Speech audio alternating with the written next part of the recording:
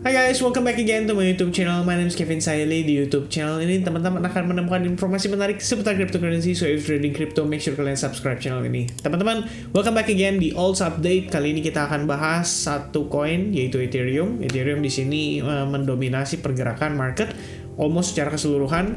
Saya juga ngelihat sebetulnya ada beberapa altcoins yang punya peluang ya, dari Matic, kemudian dari Zilliqa. Saya sempat sharing juga di Telegram, jadi teman-teman Telegram pasti tahu juga. Terus ada beberapa sebetulnya kayak 1inch dan lain sebagainya. Nah, tapi kali ini kita akan bahas untuk Ethereum-nya dulu. Kenapa? Karena Ethereum kelihatannya cukup menarik. Compare dengan kondisi Bitcoin, Ethereum jauh lebih bullish karena candle-nya sekarang pun udah sedikit lebih tinggi dibandingkan dengan highest pergerakan kemarin. Sementara Bitcoin itu masih struggling ya, untuk dia berusaha bergerak lebih tinggi. At least untuk berusaha breakout dari 24.000 itu kayaknya butuh power yang luar biasa signifikan. Dan menurut saya hal itu adalah hal yang wajar ya, karena saat ini saya bisa bilang banyak banget orang yang mungkin setting selling order juga, atau istilahnya limit order untuk nge-sell atau nge-short pada kisaran area resistance yang kemarin. Makanya tadi saya sempat bikin sebuah video, mudah-mudahan sih teman-teman nggak pada FOMO ya, karena ngelihat biasanya kalau ngelihat yang hijau panjang tuh orang langsung buru-buru pengen masuk, takut ketinggalan gitu loh. Padahal sometimes kita butuh yang namanya konfirmasi berupa pullback atau koreksi supaya kita tahu pasti nih apakah higher low-nya itu bener-bener terbentuk gitu loh dengan baik. Kalau misalkan udah ada higher low-nya, artinya kita tahu struktur marketnya itu udah siap untuk menjadikan higher low itu sebagai sebuah pijakan untuk area yang lebih tinggi ya. Kira-kira logiknya sederhananya seperti itu. By the way teman-teman, tadi banyak banget yang ngomentarin tentang rambut ya, nih kayaknya agak somplak ya. Tapi mudah-mudahan teman-teman fine-fine aja ya dengan kondisi saya saat ini. Nah teman-teman, kita bakal bahas untuk posisi Bitcoin di time frame daily ya. Sebenarnya kalau Ethereum di time frame daily. Nah sebenarnya kalau ngelihat Ethereum di time frame daily ini, kita tuh betul-betul sedang ongoing testing ke area major. Kalau menurut saya majornya seberapa major, karena ini adalah support terakhirnya si Ethereum sebelum dia berhasil create lower low. Jadi di sini ada lower low ya. Nah pressure-nya itu datang dari sini. Di sini akan mengundang banyak selling action ya, atau istilahnya taking profit pada para tradernya Ethereum. Mungkin buat mereka yang udah entry dari double bottom, buat mungkin mereka yang juga entry dari pijakan terakhir, which is di sini adalah higher low-nya, dan bisa aja ada juga yang entry pada saat terakhir itu sideways ya, cenderung turun atau cenderung korektif.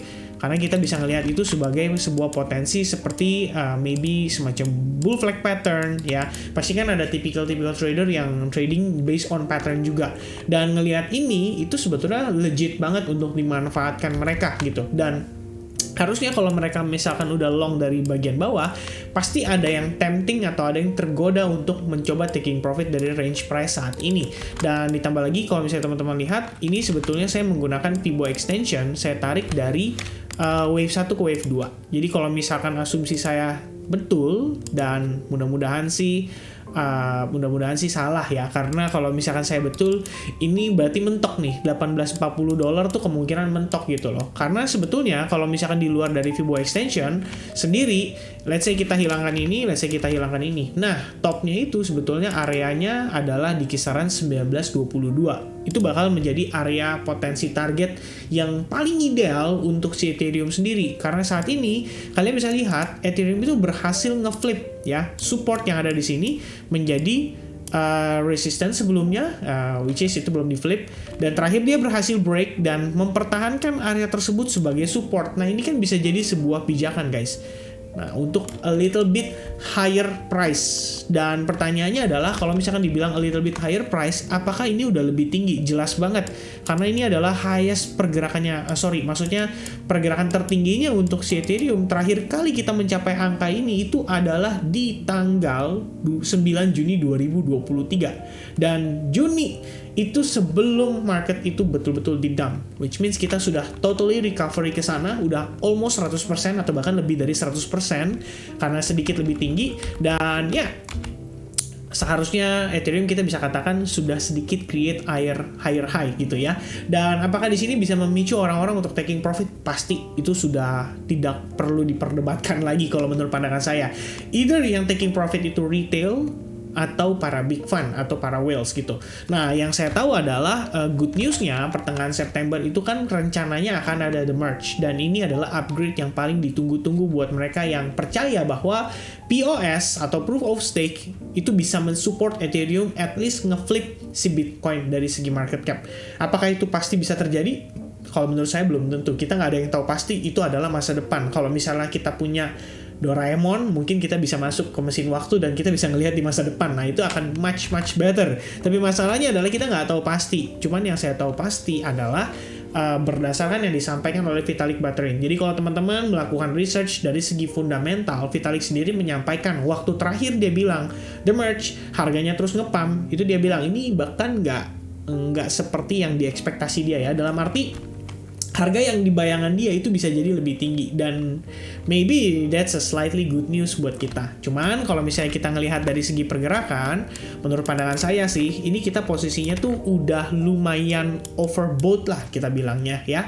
Somehow kita perlu yang namanya koreksi. Koreksi itu wajar karena menarik lebih banyak pembeli. Istilahnya ada orang pasti yang ketinggalan, ada orang yang mungkin nunggu harganya sedikit lebih murah untuk mereka bisa masuk. Makanya nanti kalau misalkan harganya setelah dia naik kencang seperti ini kemudian dia pullback, jangan panik karena itu bukan berarti Ethereum siap untuk create harga yang lebih rendah gitu ya. Kalau misalkan berdasarkan Elliott Wave yang saya gunakan, teori yang saya lihat saat ini adalah kalau kita bisa perhatikan di sini, ini kalau misalkan wave 1, 2, 3 berarti nanti wajar kalau misalkan ada koreksi. Pertanyaannya sejauh mana? Apakah koreksinya di 1570?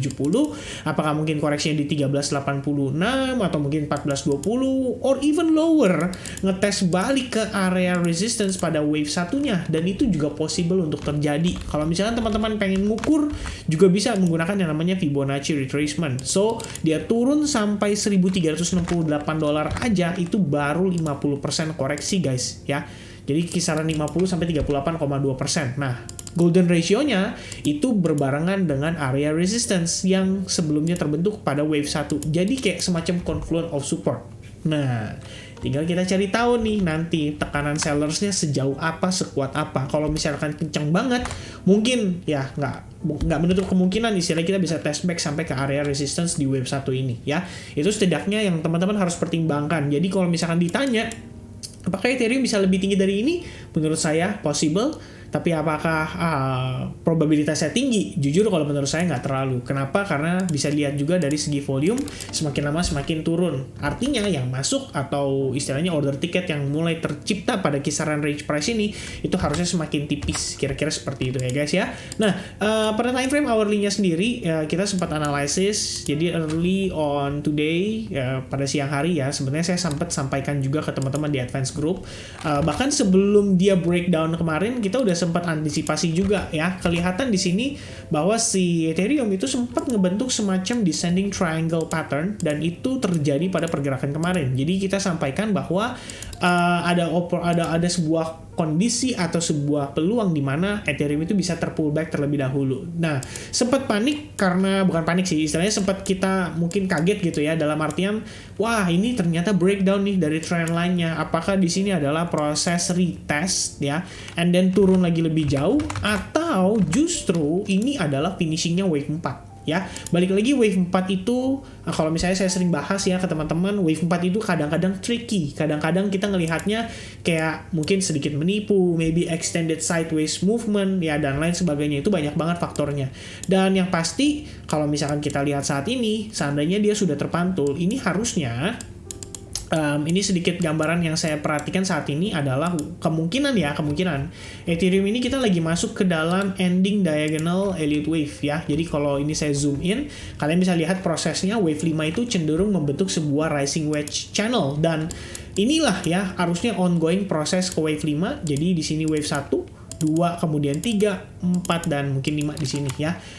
Sebenarnya agak invalidate dalam arti wave satunya itu ke skip sama si wave 4 ya, maksudnya kelewat sama si wave 4. Tapi kalau misalkan based on ending diagonal, setahu saya itu based on teorinya kadang-kadang bisa di overlap guys. Jadi balik lagi, ini masih valid kalau menurut pandangan saya. Selama tadinya dia nggak break dari kisaran area support di sana, berarti ini masih valid gitu. Plus kalian juga lihat Dari segi volume harusnya nggak bohong ya ke kita, at least di time frame 1 jam volumenya lumayan signifikan.